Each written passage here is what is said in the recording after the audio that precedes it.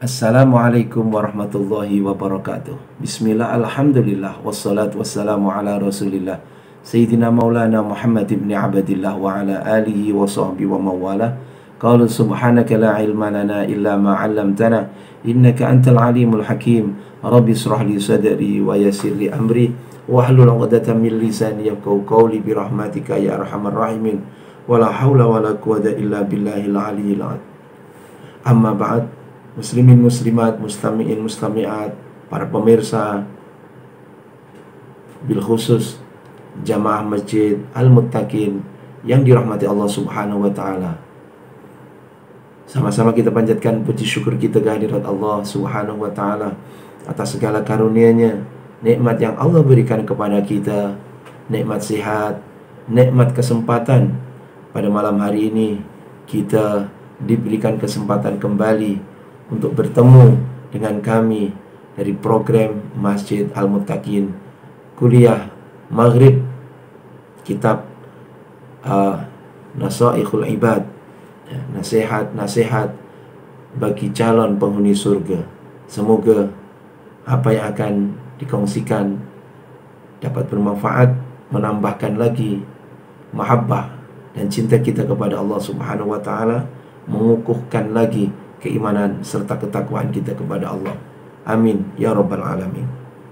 Muslimin muslimat yang dirahmati Allah, sama-sama kita mulakan kuliah kita dengan membaca Al-Fatihah. Pertama-tama kita tujukan kepada Rasulullah sallallahu alaihi wasallam, keluarganya, sahabatnya, pengikut-pengikut sahabat hingga ke hari kiamat, dan kepada ulama-ulama yang telah berdakwah, khususnya yang di Singapura ini, para ober ummah, ober ummah seperti Al-Habib bin Muhammad Al-Habsyi, Sayyid Abdullah Al-Jufri, Syekh Umar Al-Khatib, dan lain-lain. Semoga Allah Subhanahu wa ta'ala merahmati mereka, menerima semua perjuangan mereka, menerima semua amal ibadah mereka, mengampunkan dosa-dosanya, dan menempatkan mereka bersama hamba Allah yang soleh. Fatihah juga kita tujukan kepada guru-guru kita, orang tua kita, sama ada yang masih hidup ataupun yang sudah wafat. Bagi yang sudah wafat, semoga Allah merahmati, mengampunkan dosanya, menerima kebaikannya, melapangkan kuburnya. Dan bagi mereka yang masih hidup, moga-moga Allah Subhanahu wa ta'ala memanjangkan mereka dalam keadaan sehat, dalam keadaan iman, dan semoga senantiasa diberkati kehidupannya, dimudahkan urusan ibadahnya insyaAllah. Dan juga Fatihah untuk kita dan keluarga kita yang sakit, semoga disembuhkan oleh Allah Subhanahu wa ta'ala, dan yang dalam permasalahan, semoga diberikan solusi jalan keluar setiap masalahnya. Dan juga khususnya kepada muallif kitab Nasaikhul Ibad ini, Syekh An-Nawawi radhiyallahu an, semoga Allah merahmati beliau dan juga kita mendapatkan keberkatan beliau insyaallah. Ala diniyah wa kulli niyatin salihah wa ila hadrati Nabi Muhammadin sallallahu alaihi wasallam. Al-Fatihah.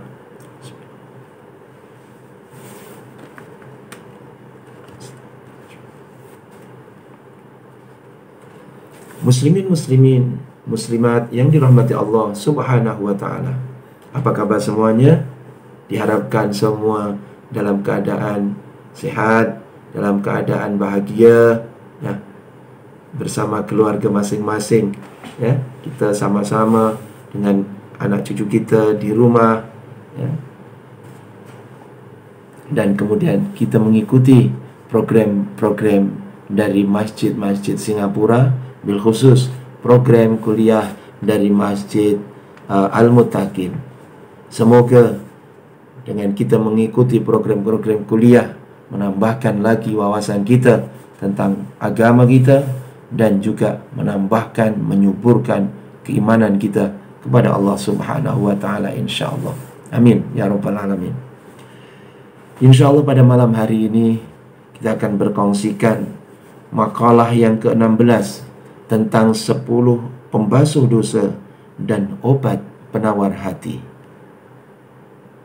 Kita semua tuan-tuan puan-puan yang dirahmati Allah tidak pernah lepas dari perbuatan dosa, sama ada kita sengaja ataupun kita tak sengajakan. Oleh yang demikian, sudah sewajarnya dan seharusnya kita akan senantiasa berusaha membersihkan dosa-dosa kita, membasuh dosa-dosa kita. Semoga saat kita kembali kepada Allah, hati kita telah bersih dari noda dosa kita, insyaAllah. Al-Imam Hasan Al-Basri radhiyallahu an berkata, ketika saya berkeliling di jalan-jalan kota Basrah dan di pasarnya dengan seorang pemuda ahli ibadah, tiba-tiba saya melihat seorang tabib yang sedang duduk di atas kursi. Dia dikelilingi ramai lelaki dan juga wanita serta kanak-kanak, yang mana mereka itu membawa masing-masing membawa gelas yang berisikan air, ya. Mereka meminta petua dan obat untuk penyakitnya, sebab mereka tahu bahwa yang ada di tengah-tengah mereka adalah seorang tabib. Mereka minta keberkatan Allah Subhanahu wa taala, minta doa dari tabib tersebut dengan membawa gelas masing-masing yang berisikan air. Baik. Kemudian pemuda yang bersamaku maju ke depan tabib, ya. Lalu dia berkata, "Wahai tabib, apakah kamu punya obat yang mampu membersihkan dosa dan menyembuhkan penyakit hati?" Pasal pemuda tadi, pemuda ahli ibadah, tuan-tuan. Yang ditanyakan adalah obat pembersih dosa dan kemudian yang menyembuhkan penyakit hati. Kemudian si tabib itu menjawab, ya, yang bermaksud, ambillah 10 macam ramuan. 10 macam ramuan untuk pembersih hati, untuk menyembuhkan hati, untuk membersihkan penyakit hati tadi. Pertama, ambillah akar pohon fakir bersama akar-akar pohon tawadhu. Pertama, akar pohon fakir, merasa fakir.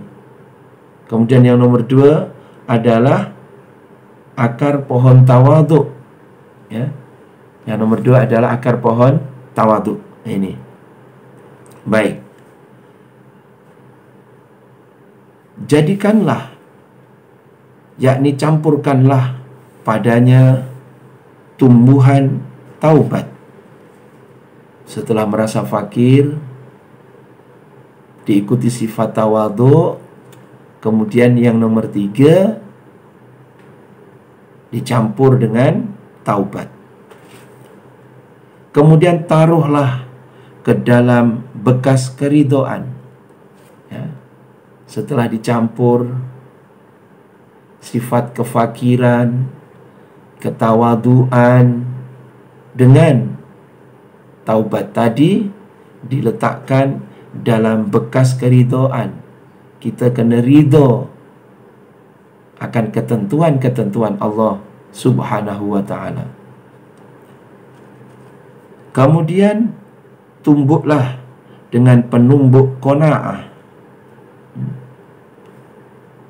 Ditumbuk dengan penumbuk qanaah, dihancurkan dengan penumbuk qanaah. Berarti ditanamkan sifat qanaah, merasa puas dengan apa yang ada. Dan simpan di kuali takwa.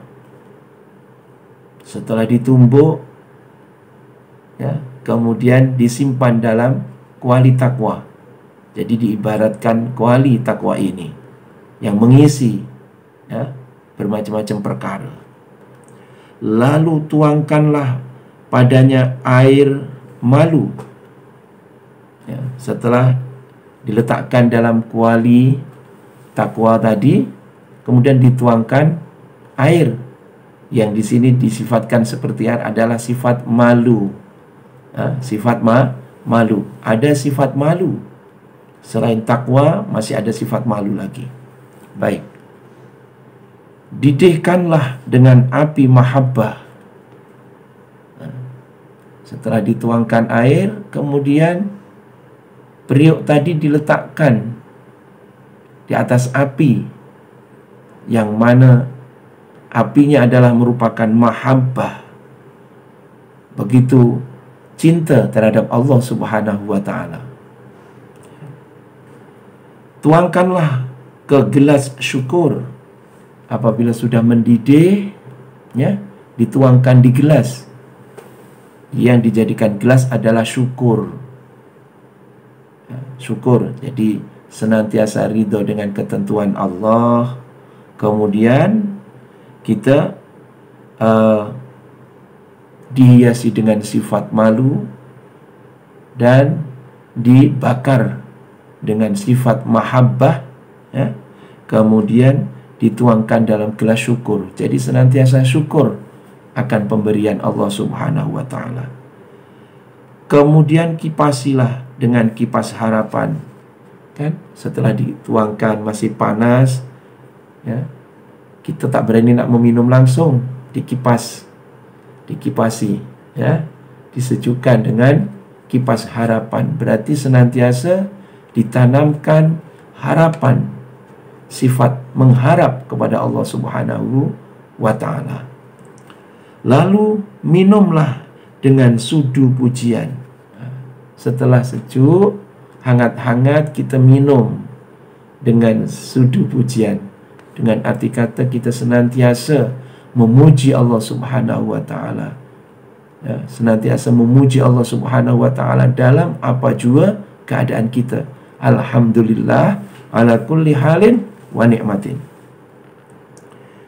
Sesungguhnya jika kamu mengerjakan hal itu, maka akan menjadi obat, ya, bagimu dari semua penyakit dan bencana di dunia dan di akhirat.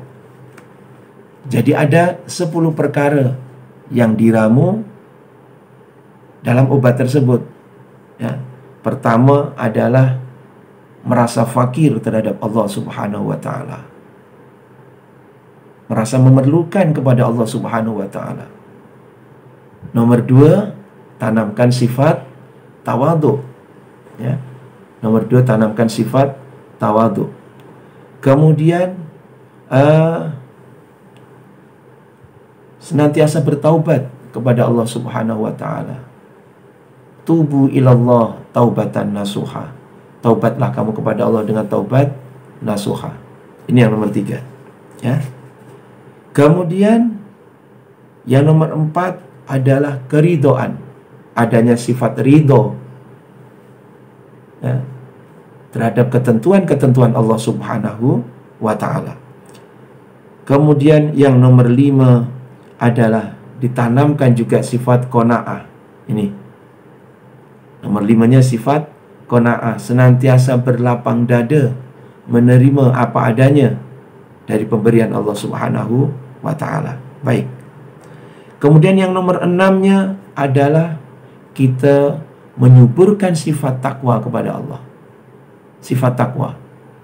Dengan arti takwa, pengertian yang mudah adalah berusaha sedaya upaya melaksanakan perintah-perintahnya dan menjauhi larangan-larangan Allah Subhanahu wa ta'ala. Kemudian yang nomor 7 adalah ditanamkan, dihiasi dengan sifat malu. Al-haya minal iman, ya. Sifat malu adalah sebagian daripada iman. Kata Rasulullah SAW dalam satu hadis yang bermaksud, di antara peninggalan pengajaran dari nabi-nabi yang dahulu adalah, kalaulah kamu tidak punya sifat malu, maka kerjakanlah apa yang kamu suka. Menunjukkan tuan-tuan puan-puan yang dirahmati Allah, pri pentingnya sifat malu. Ini sama ada khususnya adalah malu secara rohaniah, yaitu malu kepada Allah Subhanahu wa ta'ala. Baik. Selain daripada itu, tuan-tuan puan-puan yang dirahmati Allah Subhanahu wa ta'ala, Kemudian tidak cukup dengan sifat malu saja, ditambah lagi, dibakar dengan sifat mahabbah. Yang mahabbah kepada Allah Subhanahu wa taala, mahabbah kepada Rasulullah sallallahu alaihi wasallam, sifat cinta. Ya. Jadi melaksanakan perintah-perintah Allah berdasarkan kecintaan kepada Allah Subhanahu wa taala. Selain daripada itu, senantiasa bersyukur akan pemberian Allah Subhanahu wa taala. Yang nomor 9, ditanamkan sifat syukur di dalam hati. Ya. Senantiasa syukur. La in syakartum la azidannakum. Ya. Kalaulah kamu mensyukurinya, Allah akan tambah. Apapun, ya. Mensyukuri dengan arti kata yang sebenarnya. Ya. Tak semua orang dapat mensyukuri nikmat Allah, tuan-tuan. Maka itu Rasulullah SAW berdoa, a'inni ala dzikrika wa syukrika wa husni ibadatik. Ya Allah, tolonglah kami ya Allah untuk senantiasa dapat mengingatimu, untuk senantiasa dapat mensyukurimu, dan senantiasa dapat memperbaiki ibadah kepadamu. Dan yang nomor terakhir adalah senantiasa ditanamkan sifat mengharap. Jangan sekali-kali kita putus asa, ya. Jangan sekali-kali kita putus asa. Sebesar apapun dosa kita, kita tetap mengharap akan diampunkan oleh Allah Subhanahu wa taala. Jangan sekali-kali kita putus asa dari rahmat Allah Subhanahu wa taala. Fala tayasu mir rauhillah. Janganlah kamu putus asa dari rahmat Allah Subhanahu wa taala. Baik. Yang mana dikatakan oleh Syekh Imam Al-Qusairi, ya. Wal faqru syi'arul awliya wa hilyatul asfiya wa ikhtiyarullah ta'ala li khawasihi minal atqiya wal anbiya. Ya. Ini pri pentingnya fakir tadi. Fakir adalah simbol para wali dan penghias ahli sufi. Ya. Dan pilihan Allah untuk kekasih-kekasihnya, yaitu orang-orang yang bertakwa dan para nabi. Ini diantara sifat fakir, ya, keadaan fakir tadi. Baik. Kemudian tuan-tuan puan-puan yang dirahmati Allah, jadi 10 perkara tadi, kalau kita dapat mengaduknya, kemudian dapat kita jadikan kebiasaan, ya, 10 perkara tadi kalau kita dapat jadikan kebiasaan dalam kehidupan seharian kita, maka sebesar apapun, sebanyak apapun dosa kita, Allah Subhanahu wa taala akan ampunkan dosa-dosa kita. Ya. Ini Allah akan ampunkan dosa-dosa kita. Semuanya ini dicabut jadi satu. Oke, apa tadi? Pertama adalah adanya kefakiran, sifat fakir, senantiasa merasa perlu, senantiasa merasa memerlukan terhadap Allah Subhanahu wa ta'ala. Kemudian kita senantiasa menanamkan dalam diri kita sifat tawadhu, sifat rendah diri. Man tawadhu'a rafa'ahu Allah, wa man takabbara wada'ahu Allah. Siapa yang tawadhu, Allah akan angkat derajatnya. Siapa yang takabur, Allah akan merendahkan derajatnya. Maka pentingnya sifat tawadhu, rendah diri. Jangan sampai kita menghina orang lain. Lawan daripada tawadhu adalah takabur, sombong. Sombong, bangga diri. Ini. Jadi kepingin dosanya diampunkan oleh Allah, kepingin hatinya disehatkan oleh Allah, ditanamkan sifat tawadhu, sifat rendah diri. Dan juga senantiasa bertaubat kepada Allah Subhanahu wa ta'ala. At-ta'ib minadz-dzambi kaman la dzambalah. Orang yang bertaubat dari dosanya seperti orang yang tidak berdosa. Innallaha yaqbalu taubatal 'abdi ma lam yughargir. Allah akan menerima taubatnya hamba selagi mana roh belum sampai di ghargharah, roh belum sampai di sini halkum. Ini maka Allah Subhanahu wa taala akan menerima taubat sebesar apapun dosa kita yang kita minta diampunkan oleh Allah ataupun yang kita bertaubat kepada Allah Subhanahu wa taala. Baik. Kemudian kita tanamkan dalam jiwa kita sifat ridha akan ketentuan Allah Subhanahu wa taala. Segala sesuatu terjadi karena qada qadar Allah Subhanahu wa taala. Segala sesuatu telah ditentukan oleh Allah Subhanahu wa taala. Ya. Maka yang paling elok adalah kita ridha dengan ketentuannya. Sebab kalau kita tidak ridha, di dunia kita rugi, di akhirat kita rugi. Tapi kalau kita ridha dengan segala ketentuan Allah, di dunia kita bahagia, terima dengan lapang dada, terima dengan keridhaan, dan nanti di akhirat kita akan mendapatkan apa? Pahala daripada Allah Subhanahu wa taala. Jadi di dunianya kita tidak rugi, di akhiratnya juga kita tidak rugi. Baik. Kemudian yang selanjutnya selain daripada ridho tadi adalah kita senantiasa berlapang dada dengan apa yang ada. Alhamdulillah. Jangan dilihat sedikitnya nikmat yang ada, tapi lihatlah, ingatlah zat yang memberi nikmat tersebut. Jangan dilihat sedikitnya nikmat, ya. Kalau kita lihat sedikitnya nikmat, mungkin hati kita tak boleh terima. Tapi kita ingatlah zat yang memberi nikmat kepada kita, yaitu Allah Subhanahu wa ta'ala.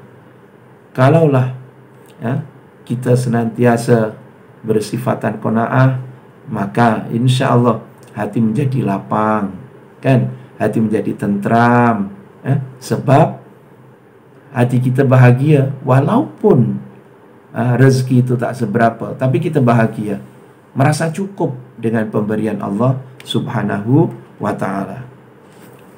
Selain daripada itu tadi apa? Yang perlu kita ingat adalah senantiasa kita tanamkan ketakwaan. Fatazawwadu fa inna khairaz zati taqwa. Berbekallah kamu, dan sebaik-baik bekal adalah takwa kepada Allah Subhanahu wa ta'ala. Iman dan kemudian mengamalkan apa yang menjadi perintahnya dan menjauhkan diri dari apa yang dilarang oleh Allah Subhanahu wa ta'ala. Orang yang paling mulia di sisi Allah adalah yang paling takwa di antara hambanya. Inna akramakum indallahi atqakum. Sesungguhnya yang paling mulia di antara kamu di sisi Allah adalah yang paling takwa di antara kalian. Bukan paling banyak hartanya, bukan paling pandai dalam ilmunya, bukan paling tinggi pangkatnya, bukan. Tapi yang paling mulia di sisi Allah adalah dari segi takwanya. Siapa yang takwa yang paling baik, maka dialah yang paling mulia di sisi Allah Subhanahu wa ta'ala. Takwa di dalam hati. At-taqwa hahuna, kata Rasulullah, sambil menunjukkan di apa? Di hatinya. Ini amalan-amalan yang kita lakukan, melaksanakan syariat Islam sebagai bentuk ketakwaan kita kepada Allah Subhanahu wa ta'ala. Baik. Kemudian tuan-tuan, puan-puan yang dirahmati Allah Subhanahu wa ta'ala, adakah cukup dengan takwa saja? Tak cukup. Mesti dihiasi dengan sifat malu, ya. Dihiasi dengan sifat malu. Sebab sifat malu adalah merupakan sebahagian daripada iman, ya. Maka di antara perkara yang pertama, ya, akan dicabut adalah hilangnya sifat malu. Kalaulah seseorang itu dah hilang sifat malunya, dia akan melakukan apa saja yang dia inginkan. Maka salah satu perkara sebagai pendorong untuk kita melaksanakan perintah-perintah Allah adalah kita malu kepada Allah. Begitu juga sebaliknya, di antara perkara yang menjadi benteng daripada kita melakukan larangan-larangan Allah adalah kita malu kepada Allah Subhanahu wa ta'ala. Baik, kemudian tuan-tuan puan-puan yang dirahmati Allah Subhanahu wa ta'ala, kemudian kita terus kobarkan rasa mahabbah, ya, mahabbah kepada Allah, mahabbah kepada Rasulullah sallallahu alaihi wasallam. Ya, maka Rasulullah sallallahu alaihi wasallam mengatakan, yuhsyarul mar'u ma'aman ahab. Seseorang nanti akan dikumpulkan bersama siapa yang dia cintai. Al mar'u ma'aman ahab. Seseorang akan bersama dengan orang yang dicintai. Maka mudah-mudahan Allah tanamkan dalam hati kita kecintaan kita kepada Rasulullah sallallahu alaihi wasallam, cinta kita kepada Allah Subhanahu wa taala. Allahumma rzuqna hubbaka. Ya Allah, berilah kami cinta kepadamu dan cinta kepada mereka-mereka yang cinta kepadamu, dan juga cinta kepada amalan-amalan yang mendekatkan diri kepadamu. Allahumma rzuqna hubbaka wa hubba ma yuhibbuka wa amalin yuqarribuni ila hubbika birahmatika ya arhamar rahimin. Kemudian tuan-tuan puan-puan yang dirahmati Allah Subhanahu wa taala, di antaranya lagi adalah kita tanamkan sifat syukur dalam apa jua keadaan. Ya, itulah yang dibanggakan oleh Rasulullah sallallahu alaihi wasallam dari seorang mukmin. Ajaban li amril mu'min, inna amrahu kullahu khair. Ya, kata Rasulullah, saya begitu bangga dengan urusannya orang-orang yang beriman. Semuanya urusan orang beriman baik-baik belaka, dan hal itu tidak akan terjadi kecuali kepada orang yang beriman. Kenapa boleh baik-baik belaka? Apabila dia mendapatkan kesenangan, dia bersyukur, maka itu baik bagi dia. Kalau dia mendapatkan kesusahan, dia pun sabar, maka itu juga baik bagi dia. Sebab dalam kehidupan kita tak pernah lepas daripada satu di antara dua perkara. Kalau tidak sakit, ya kita sehat. Kalau sehat, kita bersyukur. Kalau sakit, kita sabar. Kalau kita bahagia, kita syukur. Tapi kalau kita sedang kecewa, kita sabar. Begitulah seterusnya. Maka apapun keadaan, orang yang beriman senantiasa membawa kebaikan, membawa pahala, ya, karena ditanamkan dua sifat tadi, yaitu sifat syukur dan sifat sabar.